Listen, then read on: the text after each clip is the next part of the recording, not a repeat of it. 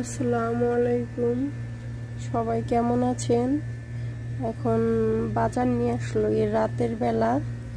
কি কি আনলো আপনাদের দেখাই। এখানে আছে রসুন নিয়ে আসলো, রসুন ছিল না। এখানে পরোটা নিয়ে আসছে, রুটি, বিদেশে এটাকে খবুজ বলে, এগুলো নিয়ে আসলো খাওয়ার জন্য। এখানে আছে খাসির গোশ, এখানে গরুর গোশ আছে, এখানে পেঁপে আনছে, যেহেতু আমার হাজবেন্ড পেঁপে খাইতে ভালোবাসে তাই একটা পেঁপে আনছে। সুন্দর আছে পেঁপেটা, অতটাও ইয়ে হয় নাই, নরম হয় নাই, কিন্তু একদিন রাখলে হয়তো বা পাইকে যাইতে পারে, সুন্দরভাবে নরম হয়ে যাইতে পারে। এখানে আছে শশা নিয়ে আসছে, সে আবার শশা খায়। পেঁয়াজও শেষ হয়ে গেছিল তাই পেঁয়াজও নিয়ে আসছে। এই যে পেঁয়াজ নিয়ে আসছে, এটা আমি ঢাইলা রেখে দিব, ক্যারেটের ভিতরে ঢাইলা রাখবো। এখন আনছে তাই আপনাদের দেখাইতেছি। এখানে আছে আম, আনার পরেই আমরা দুজনে আমটা কাইটা খাইছি। পরে মনে পড়লো যে একটা ভিডিও করি।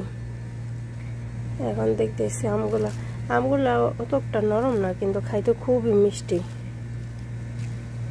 এটা বাংলাদেশের নাকি কইতে পারি না অবশ্য, না ইয়েমেন থেকে আসে। আমগুলো অবশ্য সুন্দর, মিষ্টি, খুব মিষ্টি।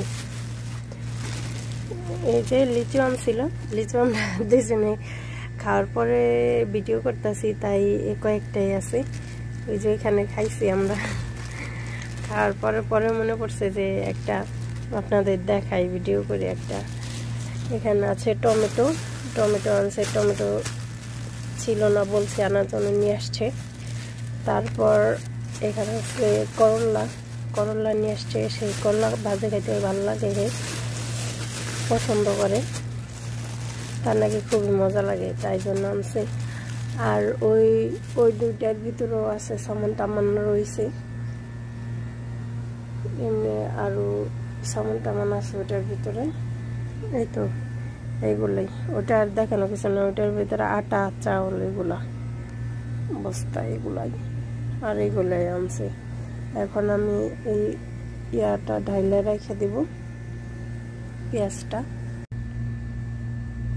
এই তো আমি পেঁয়াজটা ঢাইলে রেখে দিছি, ক্যারেটের ভিতরে রেখে দিলাম। এখানে হয়েছে পেঁয়াজ রয়েছে, আর কিছু একটা পেঁয়াজ রাখছি যেখানে আমি কাটাকাটি করি, ওইখানে রাখছি।